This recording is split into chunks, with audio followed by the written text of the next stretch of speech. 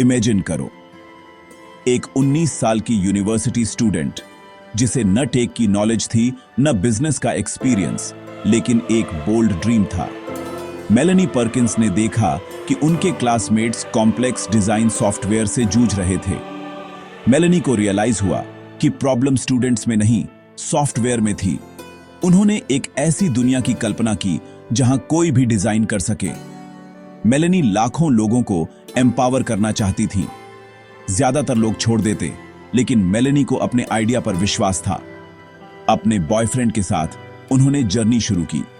उन्होंने परमिशन का इंतजार नहीं किया, उन्होंने एक्ट किया। ऐसे ही रेवोल्यूशन शुरू होते हैं, एक पावरफुल आइडिया से। और यह सब एक यंग वुमन के विजन से शुरू हुआ। डिजाइन वर्ल्ड एक किला था जिस पर एडोब का राज था। 4 दीवारों ने ज्यादातर लोगों को बाहर रखा।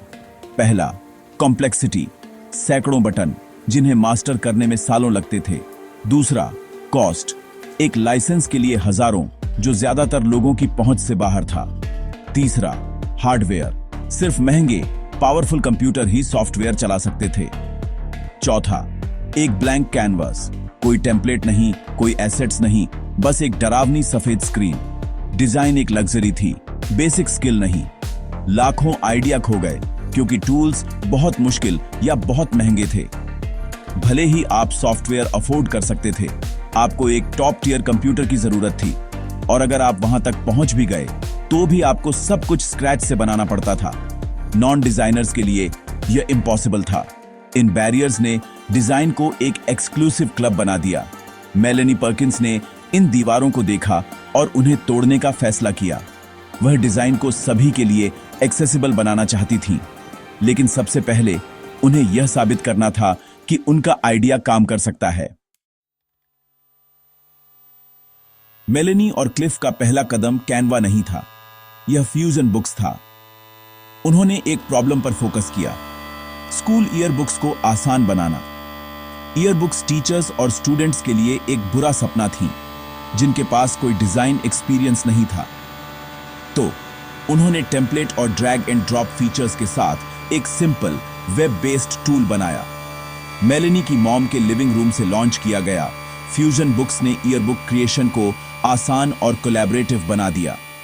यह जल्दी ही ऑस्ट्रेलिया का सबसे बड़ा ईयर बुक पब्लिशर बन गया, जो न्यूजीलैंड और फ्रांस तक फैल गया। लेकिन असली जीत, प्रूफ। फ्यूजन बुक्स ने दिखाया कि लोग सिंपल, एक्सेसिबल डिजाइन टूल्स चाहते थे। जब बैरियर्स गिरे तो क्रिएटिविटी बढ़ गई। इस छोटी सी सक्सेस ने मेलेनी और क्लिफ को और बड़े सपने देखने का कॉन्फिडेंस दिया। फ्यूजन बुक्स इन्वेस्टर्स के लिए उनकी कहानी बन गई।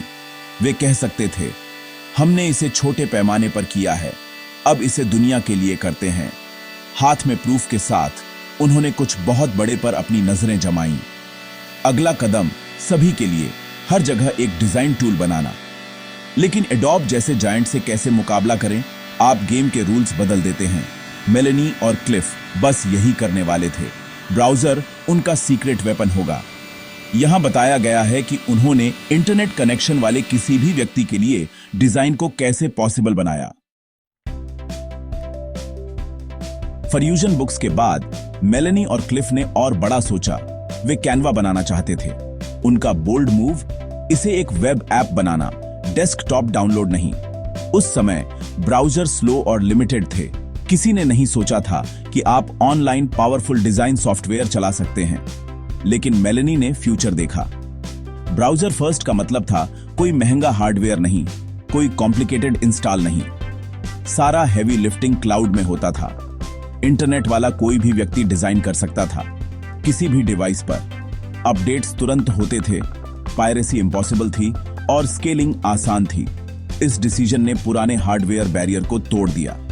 कैनवा एक्सेसिबल, एजाइल और ग्लोबल ग्रोथ के लिए तैयार हो गया। लेकिन एक शानदार आइडिया होना ही काफी नहीं था।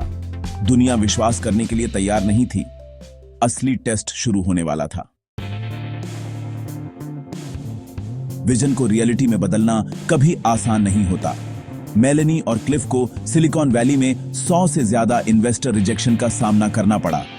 एक्सपर्ट्स उनके ब्राउजर बेस्ड आइडिया पर हंसे, यह कहते हुए कि यह इम्पॉसिबल था। उन्हें बताया गया कि एडोब अजेय था और उन्हें एक टेक्निकल को फाउंडर की जरूरत थी। 3 साल तक उन्होंने नहीं सुना। ज्यादातर लोग छोड़ देते, लेकिन मेलेनी और क्लिफ ने नहीं। उन्होंने अपनी पिच को रिफाइन करते रहे, नेटवर्किंग करते रहे और इन्वेस्टर्स से कनेक्ट करने के लिए काइट सर्फिंग भी सीखी।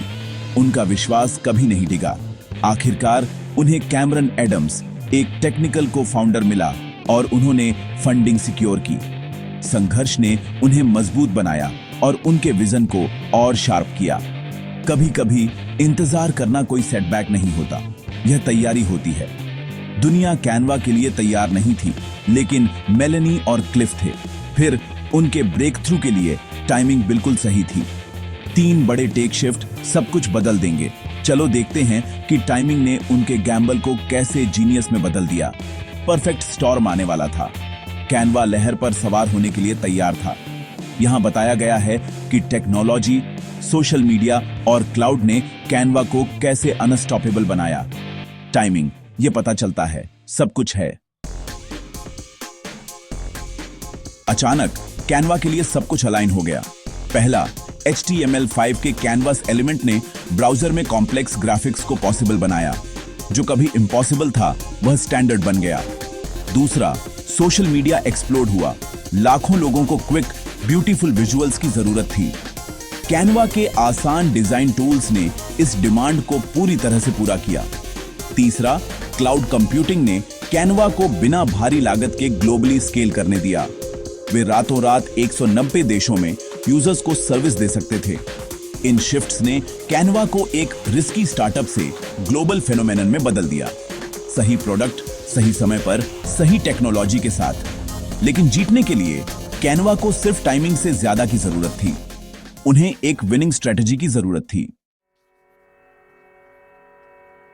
कैनवा की ग्रोथ लक नहीं थी, यह स्ट्रेटजी थी। पहला, उन्होंने टेम्पलेट को क्राउड सोर्स किया, जिससे दुनिया भर के डिजाइनर्स को कंट्रीब्यूट करने का मौका मिला। इससे उनकी लाइब्रेरी बड़ी और विविध हो गई और उनकी गूगल रैंकिंग भी बढ़ी। दूसरा, उनके पे वॉल ऑन एक्सपोर्ट मॉडल ने यूजर्स को मुफ्त में डिजाइन करने दिया। सिर्फ एक्सपोर्ट करने के लिए पैसे देने होते थे। तब तक यूजर्स इन्वेस्टेड हो चुके थे, पैसे देना आसान लगता था। तीसरा, कैनवा सैकड़ों थर्ड पार्टी एप्स के साथ इंटीग्रेट हो गया, जिससे फीचर्स तेजी से जोड़े गए। एडोब सब कुछ इन हाउस बनाता था, कैनवा तेजी से आगे बढ़ा। इन स्ट्रेटजीज ने एक ग्रोथ मशीन और एक डीप मोट बनाया। कैनवा सिर्फ एक टूल नहीं था, यह एक प्लेटफॉर्म और एक मूवमेंट था। एडोब भी उन्हें रोक नहीं पाया। यहां बताया गया है कि जब जायंट आखिरकार जागा, तो कैनवा ने अपनी लीड का बचाव कैसे किया। एडोब ने आखिरकार कैनवा के उदय को नोटिस किया और मुकाबला करने के लिए एडोब एक्सप्रेस लॉन्च किया। कागज पर इसे कैनवा किलर होना चाहिए था, वही कॉन्सेप्ट, विशाल रिसोर्सेज। लेकिन एडोब बहुत देर हो चुकी थी। कैनवा की हेड स्टार्ट, विशाल टेम्पलेट लाइब्रेरी और एसईओ डोमिनेंस ने इसे आगे रखा। कैनवा का ब्रांड आसान डिजाइन का पर्याय बन गया। एडोब का डीएनए कॉम्प्लेक्सिटी था, कैनवा का सिंप्लिसिटी था। एक सिंपल टूल बनाने की कोशिश करना एडोब के लिए अननेचुरल था।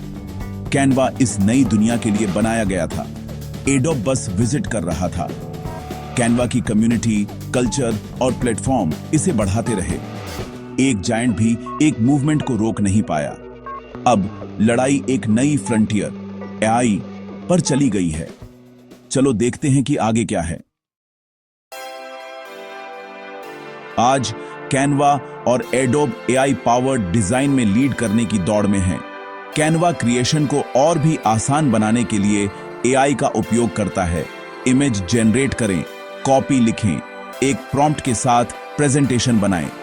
एडोब अपने कॉम्प्लेक्स टूल्स को सरल बनाने के लिए अपने फायरफ्लाई एआई का उपयोग करता है। दोनों एक दूसरे की ताकतों की ओर भाग रहे हैं। कैनवा ज्यादा पावर चाहता है, एडोब ज्यादा सिंप्लिसिटी चाहता है। कैनवा की कहानी बिजनेस से बढ़कर है। यह विजन और रेजिलिएशन का एक सबक है। एक बड़ी प्रॉब्लम को सॉल्व करने के लिए आपको एक्सपर्ट होने की जरूरत नहीं है। आपको बस प्रॉब्लम को स्पष्ट रूप से देखने और एक्ट करने की जरूरत है। रिजेक्शन अंत नहीं है, यह जर्नी का हिस्सा है। दुनिया 100 बार नहीं कह सकती है, लेकिन आपके विजन में विश्वास ही मायने रखता है। एक ऐसी प्रॉब्लम ढूंढो जिसकी आपको परवाह है। अलग सोचने की हिम्मत रखो। आज ही शुरू करो। अगला वर्ल्ड चेंजिंग आइडिया आपका हो सकता है। आसान है, यह आसान है।